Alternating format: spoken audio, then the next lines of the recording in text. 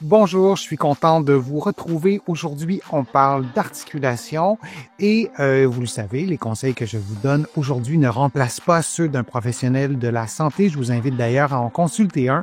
Vous allez trouver beaucoup de conseils, beaucoup d'exercices dans mon livre Plus jamais malade, mon approche globale pour un corps en santé, et il y aura aussi des allusions à mon roman Corps étranger, un livre qui est publié aux éditions Stanké. Quel mouvement devrais-je éviter si j'ai une épaule fragile? Et les mouvements à surveiller, ça, c'est des conseils que je vous donne, et à rééduquer aussi.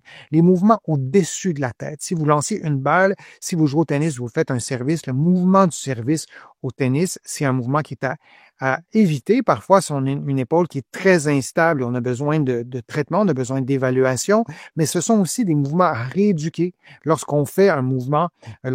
Par exemple, on va chercher des assiettes qui sont très, très hautes, on va faire un mouvement très haut. Parfois, ça peut devenir difficile, alors on ne le fait plus, et de ne plus faire ces mouvements-là dans un contexte d'avancée en âge, je suis pas certain qu'on cède, ou on peut peut-être même se nuire à éviter certains mouvements. C'est peut-être préférable de les rééduquer. Les mouvements de fin d'amplitude. Un classique, les patients qui ont eu une tendinopathie, la douleur elle est partie, mais la condition elle n'est pas revenue 100%, et les patients vont éviter de faire certains mouvements, par exemple en conduisant, d'aller chercher quelque chose sur la banquette arrière, d'aller laver des vitres qui sont plus hautes, où on va faire un mouvement de fin d'amplitude. Il y a d'autres contextes où on va faire des mouvements de fin d'amplitude, donc on veut les rééduquer plutôt que de dire je les fais plus. Rééduquer aussi des mouvements avec un poids, on veut prendre de la force. Les mouvements à surveiller et éventuellement à rééduquer, les mouvements faits brusquement. Il y a beaucoup de mes patients qui me disent que lorsque lorsque ces personnes-là font un mouvement rapidement, sans penser à leur épaule, sans penser au fait que peut-être l'épaule va mal réagir, les mouvements faits brusquement, ça demande de la stabilité très rapide. Tout doit se contracter rapidement pour arriver à faire un mouvement qui demande souvent de la précision. Donc, c'est exigeant. Donc là aussi, on surveille, on identifie et ensuite on rééduque, et aussi des mouvements qui requièrent des changements de direction.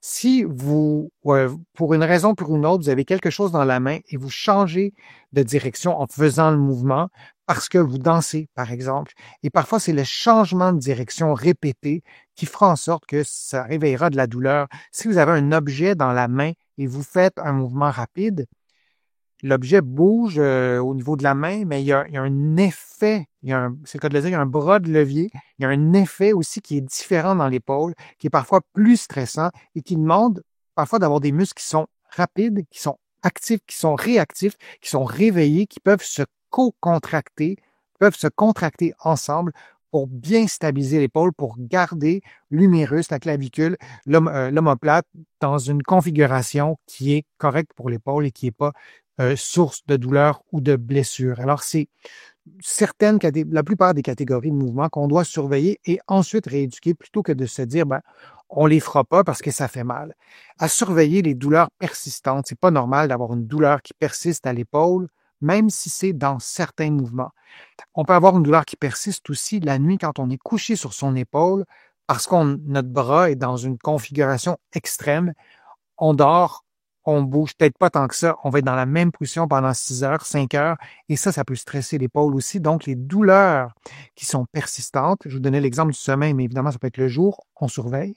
Sensation de claquement, de bruit instable, de bruit articulaire qui font mal ou qui vous inquiètent ou qui causent de l'appréhension, et vous vous dites, moi, je tiendrai pas quelque chose de lourd parce que ça fait un cloc, j'ai peur que ça brise, ça tombe, ça déchire, peu importe le terme qui vous vient à l'esprit, vous consultez. C'est pas normal d'avoir ça. De la faiblesse.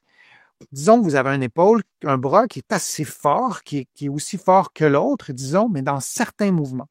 Vous levez votre bras, disons la main, la paume de la main vers le bas, ça va, paume de la main vers le haut, plus de force. Donc, des anomalies de faiblesse, une faiblesse qui est anormale, qui est disproportionnée par rapport à d'autres mouvements, on consulte aussi. Et des symptômes au bras ou au cou, des engourdissements, des sensations bizarres, une diminution rapide de force musculaire, ben, là aussi, c'est à surveiller, puis on veut consulter. Je vous remercie d'avoir été présent. Je vous remercie de vos questions. Je vous remercie de votre participation, de vos commentaires sur les réseaux sociaux.